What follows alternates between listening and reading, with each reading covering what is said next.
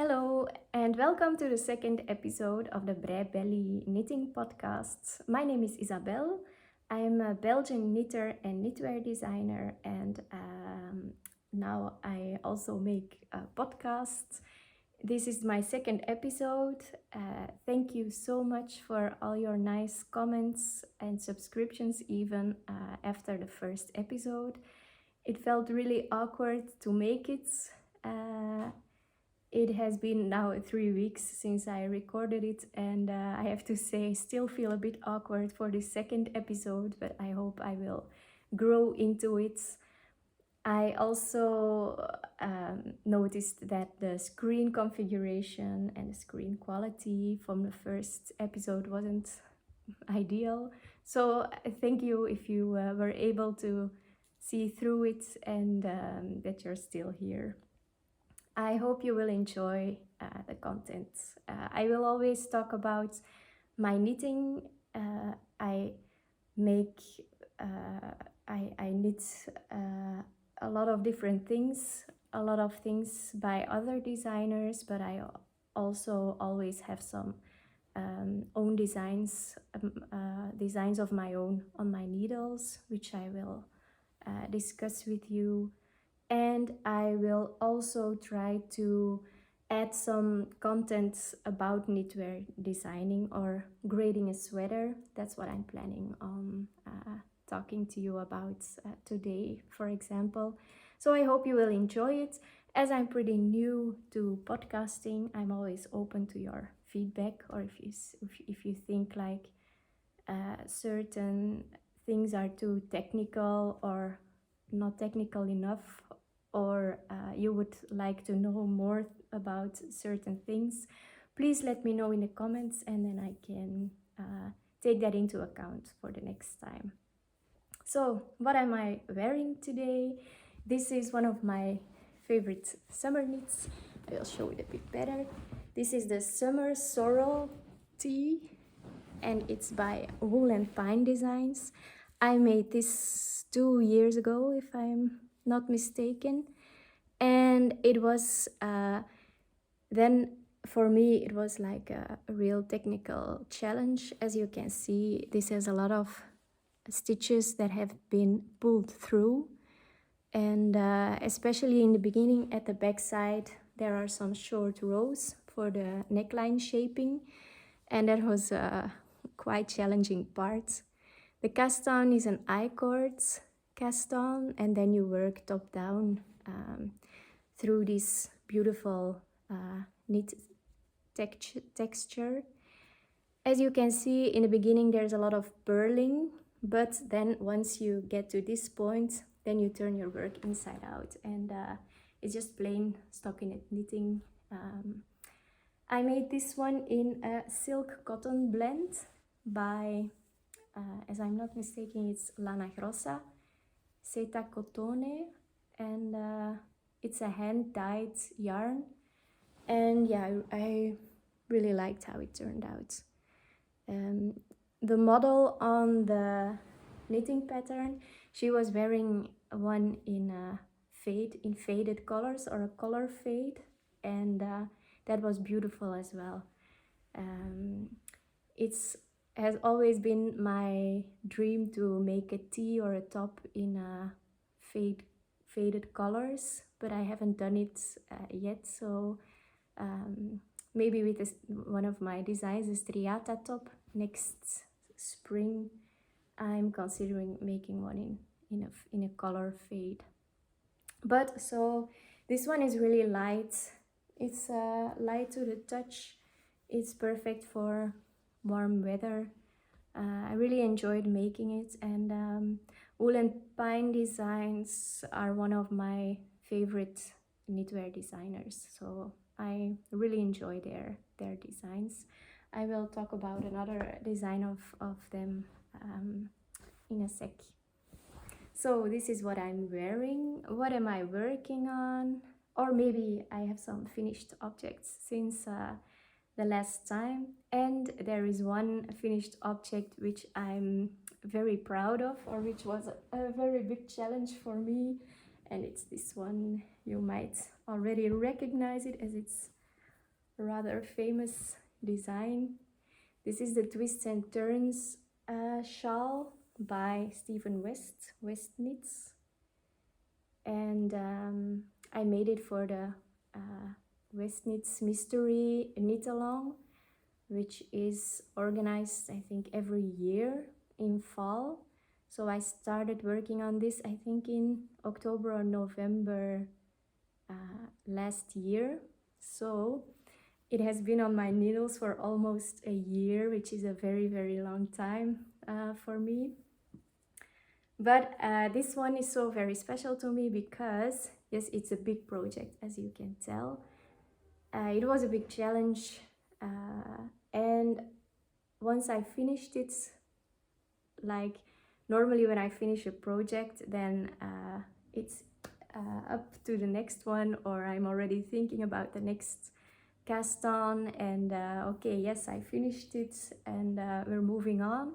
But this one, as it took me a lot of work and a lot of special techniques, once I finished it and once I had woven in the last thread of yarn, I put it on the ground, and it was really like a wave of satisfaction coming over me. It felt like the satisfaction I would feel for 5 other whips that I would finish. It's definitely a little piece of art, in my opinion. And I loved working on it. Should have worked a bit more on it, but yes. For those of, or if you don't know about the West Knits Mystery Knit Along, that's a shawl design by Stephen West, and Stephen West makes it in 4 different pattern parts, and every week he releases one part of the pattern. So the shawl is knit in different sections.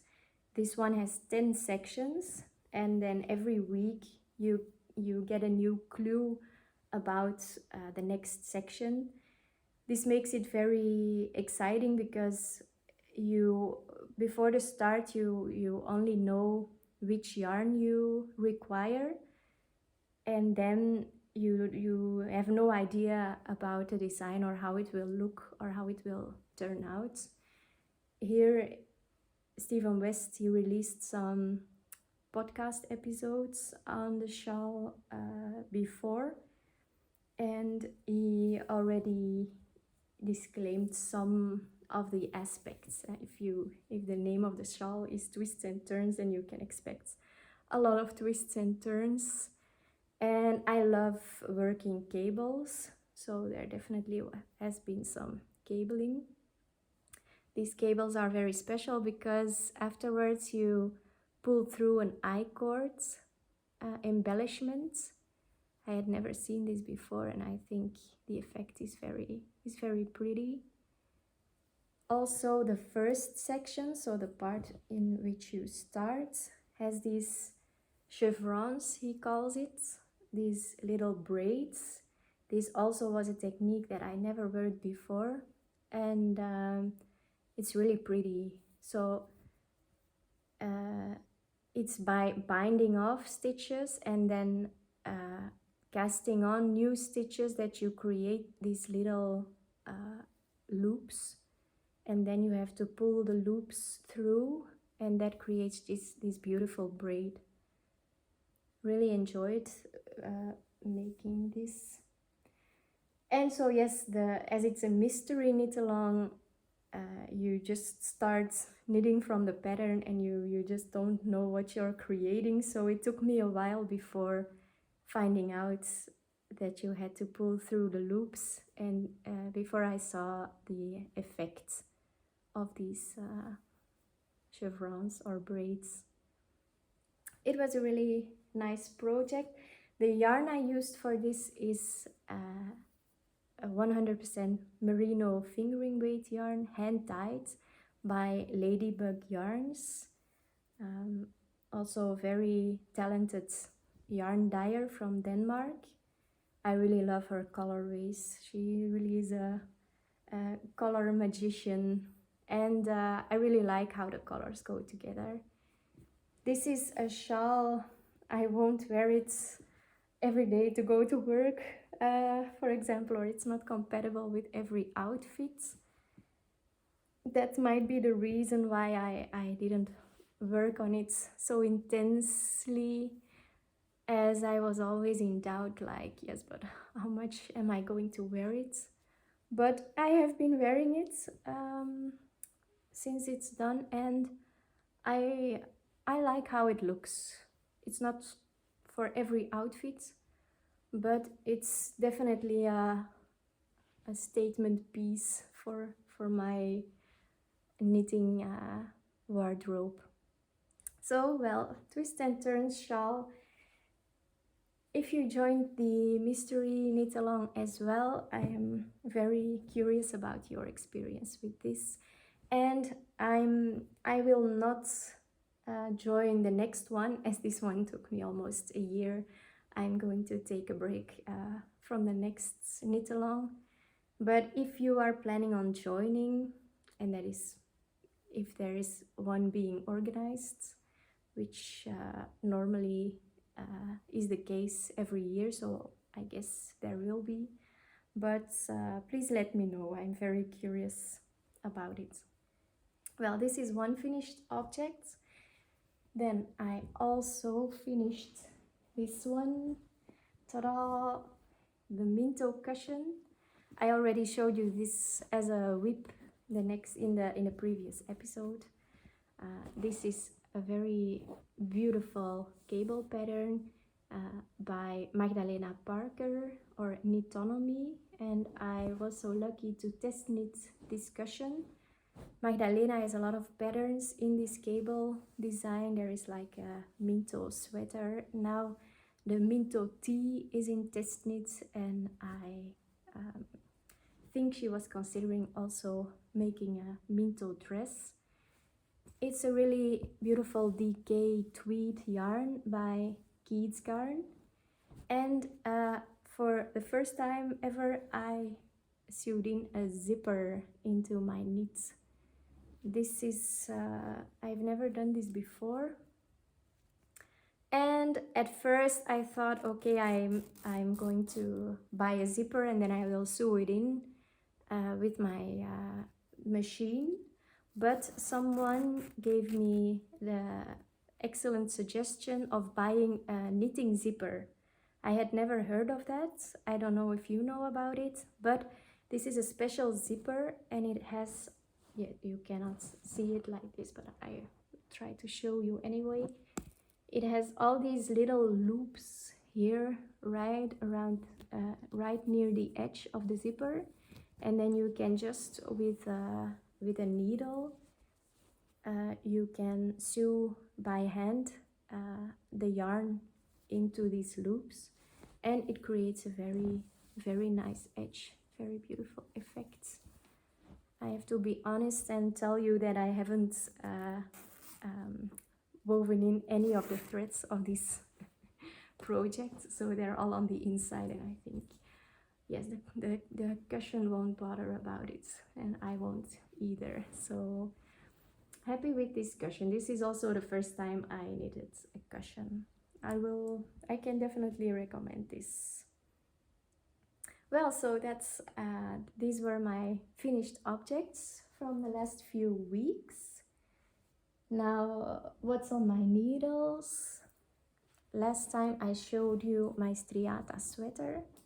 I had hoped to finish it by now, but I haven't. There's still one tiny bit of sleeve left. This one is finished, but this one is a tiny bit left, and that is because I was on a holiday with a friend, and she also wanted to learn how to knit, and I gave her one of the balls of the Striata sweater, as I thought, yeah, I won't need all of them.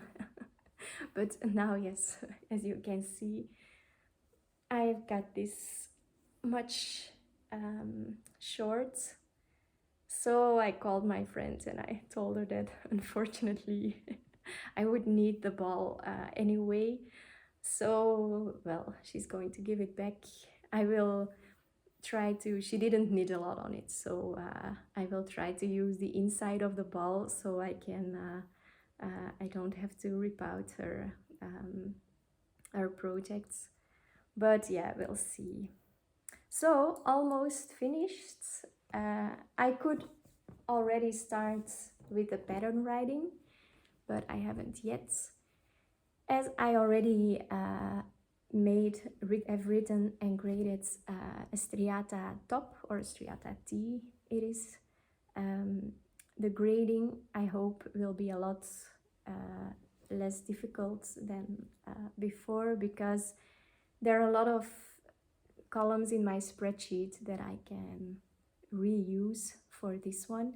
I already used the spreadsheet to grade my size. The gauge of this one is bigger or wider than of the striata top, so it's not that I could use one of the existing sizes of the top to make the sweater, because the gauge is just too different. So it will require some new calculations. And of course, this one has long sleeves. This one is yet unblocked, by the way, so I will block it after the second sleeve is done. If not, this sleeve will be a bit longer, and then it will be difficult for me to see how much longer I have to knit this one for them to be identical. How did I do the sleeve shaping? Well, the sleeve is pretty straight up until here, and then you make a bit of a decrease before you start working the cuff, and the decrease is worked in the striata pattern. Now this will look a bit neater once it's blocked, but so you can see that here at the shoulder there is an increase part, and then you knit, and at the same stripe you will make decreases for the cuff. The cuff is worked in a twisted rib, 1 by 1. Only the knit stitches are twisted, and the striata top is worked with a tubular bind off, but I didn't do that on this one, as I wanted I wanted the edge not to be too elastic, so this is just a regular bind off, and I kind of like how it looks also on the hem. So it's got a split hem like the striata top, and the edge, it looks nice and smooth and not too elastic as a tubular bind off would make it. So I will start grading and pattern writing. If you're interested in doing a test knit, then keep an eye on my Instagram page, as I will definitely announce or do a call for test knitters over there. The sweater will be available in sizes extra small until 5XL. So please let me know if you have any questions about this one already. It's worked in Lamana Como. Lamana is a yarn brand, and Como is a 100% wool. It's a very light and soft knit. It's really lightweight. I really like that about it. And it's worked on 3.5mm needles in a 2x2 broken rib, as you can see. So that means 1 round of knitting stitches and 1 round of rib stitch, 2 purl 2 knits. I think it's a very enjoyable stitch. Like this sleeve, it really flew off my needles. And now I hope I have the missing ball soon, so I can finish it and start wearing it. That was everything about the sweater. Oh yes, I did say I planned to also talk to you about some technical details about the sweater. Maybe I would like to mention, because you might have noticed that the increased lines on this sweater. And that is a comment that I received from some of you also at the Striata top, that the increased lines you can see here, it's worked around knit stitches here as well. But here, for example, it's worked around the purl stitches. And I know that's not ideal, as it makes the sweater not perfectly symmetrical. But there was no other way for me to do it out of grading issues or out of for grading reasons, because this one, it looks, and it is not a very hard sweater to knit, but to write a pattern, this one is really a true challenge, and I will explain a bit in short why the yoke part is pretty difficult to write out. As you make your increases, you always need 4 rounds of increases, so the stitch pattern isn't discontinued. As you can see here, you have neatly the 2 purl stitches, 2 knit stitches combined. But if you add 1 row of increases, then you will have 3 purl stitches and 2 knit stitches, and your stitch pattern would be discontinued. And that is the main issue with creating this sweater, because I always need a plural of 4 increase rounds. But as you have, like in this sweater, 6 increase lines, that means a lot of increases. I cannot add a row of a round of increases, or skip a round of increases, because then it's always in a plural of 4. And after this part where you move your markers to the different place, then the same principle applies, and so you also need a plural of 4 increase rounds. And this makes it very hard to grade the sweater for a lot of sizes, especially if you don't want to have a lot of jumps in between the sizes, like if you don't want to have a difference of like 20 centimeters between 2 different sizes. It makes it hard to grade. So the only factors which I can change are the number of increase lines, but then I have to make sure the visual aspect or the visual result is not too different, and then the number of increase rounds. But it is quite a puzzle. It's quite a puzzle to get there, and that's why I have, in some of the sizes, there's also these purl lines. For me, it doesn't bother me, but some of you have mentioned that you don't like that aspect about the design, and yeah, I can understand.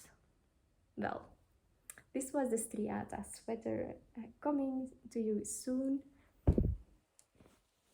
What else is on my needles? I also picked up a whip which has been lying around for a couple of months, but I picked it up right now. This is a gift knit, and this is the balloon sweater by Petite Knit.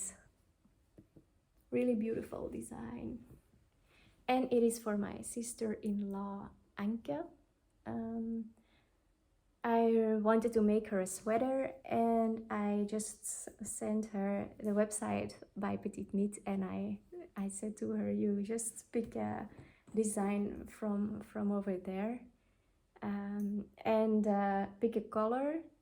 So she did, and I really like her choice. This balloon sweater is really enjoyable to knit. It's worked top down, so at first you work in the rounds.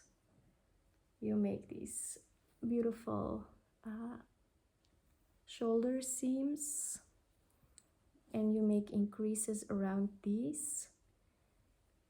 And at first you can see that the back side is a lot higher than the front, so you work a lot of short rows in the beginning, and then after reaching here the shoulder edge, then you work the front part and the back parts back and forth, and then you join your work in the round and you work the body.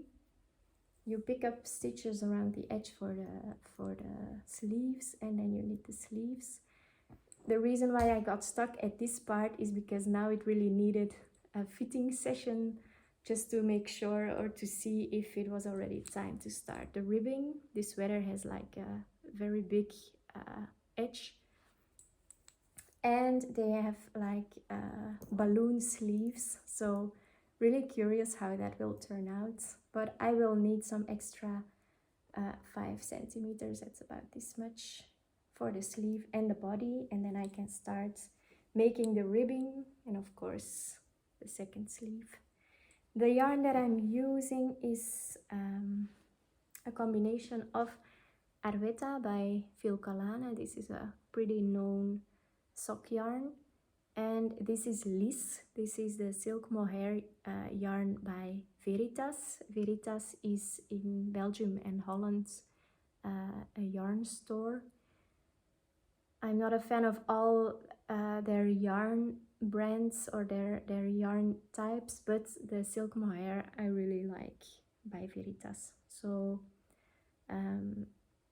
it's a very bright blue and kind of like how it knits together. Anke is also very happy so far, so can't wait to finish this one. So that was my balloon sweater. I'm also joining a knit along, as you might have seen if you follow me on Instagram. It's a knit along by for the designs by Hanna from Herb Garden Knitwear, and it is hosted by Anne from My North Knit Corner. And so we are making designs by Herb Garden Knitwear. I had one design of Hanna on my list like forever, and that is the Savoring shawl. So I thought this knit along is the perfect opportunity to cast on. So I did, and I already made some decent progress. It's really time to switch cables or to take it a bigger cable. As you can see, the stitches are very tight. This is a crescent shaped shawl, as if I'm not being mistaken. And it means you start right here with a garter tap, it means. So you work 3 stitches in garter stitch, and then you pick up stitches around the edge, and then you start working from there. And as you make extra stitches around the edges, your shawl gets bigger and bigger and bigger and bigger, and your rows get longer and longer. And that's the risk for me, and I think for a lot of people in knitting shawls like this. I kind of lose my motivation whenever the rows get too long. It's not very motivating, I think, when you only finish 3 rows on one evening, then you can't see any progress. And so that's a bit the part where I'm kind of getting stuck right now, but I think I'm very, I really try my best to pick it up as much as I can, and I was really proud of finishing this row, this really long row of bubbles. So that was quite a challenge. Now I'm at the 3rd section. I will show you. So there are different sections in this shawl where you work like this lace parts, the bubbles lace. So this is one section. This is the 2nd, and now I'm working on the 3rd.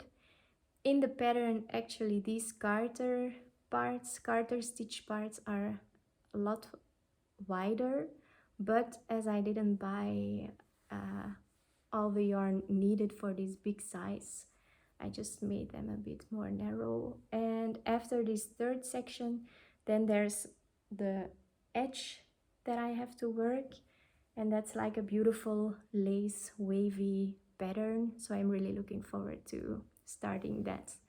But first I need to finish one lace part of this one.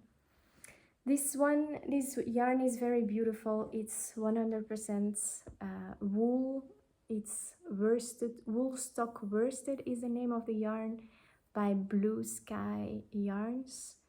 I haven't heard of it, but I bought the yarn when I was in Bremen with Hanna, so it was really nice to be able to buy it with the designer.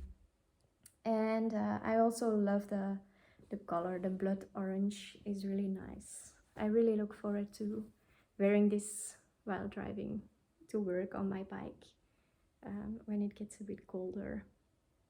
So yes, for the knit along for Herb Garden knitwear. Is there any other project on my needle? No, I don't think so. So I would also like to show you some acquisitions or some ideas for a new project. And yesterday I had a yarn delivery from Ladybug Yarns. That's also the dyer from my Twist and Turns shawl. And I bought some lovely skeins over there. I bought this silk-mohair in this lovely colorway, and I bought this DK yarn which is called the Rock, and I really love this. I love the gray, but it has some color pops which make it, which give it a fun touch, I think. So I bought 2 of these, and I bought 3 of the silk-mohairs. For the DK yarn, I'm planning on making a hat and mittens, but I'm not sure if that isn't a plan that is too ambitious for this amount of yarn. Last year I made this one in a DK yarn. These are the Snowdrift mittens by Wool and Pine Designs again. So these are the designers of this summer sorrel top. And I really loved working on it. I love the cable pattern. Now for this one, I think I will use a bit of a simple stitch pattern because of the colorway, but I really like how these turned out. So that inspired me to make a second pair in DK yarn. Not sure yet if it might even be better with a strand of silk-mohair. I'm not sure. I have some gray one lying around, so I might try to make a swatch. And why did I buy this one? This one is for a very special new design idea. I already had this one in my stash. This is merino yarn from Wooliette. It's also hand-dyed yarn. It's in Nude Rosé, the colorway. And I had 3 skeins left of this, so pretty much sweater quantity if I combine it with another yarn. So I'm planning on combining these 2 for a new Striata sweater idea I'm having. Not sure if 3 strands of each will be enough, especially not because I'm thinking about working in brioche stitch, and you need some more yarn for brioche stitch, I think. So we'll see how it turns out, but I will definitely try it. This is my swatch, and I like the combination of the colors. It's pretty. The variegated aspects really attracted me, as the Striata top and the Striata sweater are pretty, yeah, there's nothing hand-dyed about this one. The Striata top is worked in hand-dyed yarn, but not as variegated. So now I wanted a version which was a bit more fluffy and which had a bit more color. I'm not sure how confident I sound about this one, but it does give me a little stress working a sweater design in brioche stitch, as it's not very easy to correct mistakes in this stitch pattern. And yeah, we'll see how that will turn out. I think I will be looking up some YouTube videos on correcting mistakes. I'm not a big fan of too many lifelines in my work. I only tried working with a lifeline once and it got pretty messy. I don't know what I did wrong, but I might have to reconsider working with a lifeline for this project. Well, we'll see how that will turn out. So these are my most important projects for now. I do like to mention an promotion I'm running for this at this moment, as my Instagram page has now 4,000 followers, which I'm very, very grateful for. I'm doing a promotion and there are some discount codes you can find on my page. So if you are visiting my Revelry store, then there's a special discount. If you're buying one pattern, you can get a 10% discount. If you're buying two, you can get a 20% discount. And if you're buying 3 patterns or more, you can enjoy a 30% discount. I will also share the discount codes in the notes with this video. The promotion is running until the 31st of August, that is 2023, if you're watching this in the future. So yes, there's still some time to enjoy this promotion. Well, this is it for now. I'm looking forward to sharing more projects with you the next time, and feel free to leave some feedback or some comments, and I'm really happy that you've been watching, and thank you and see you next time. Bye!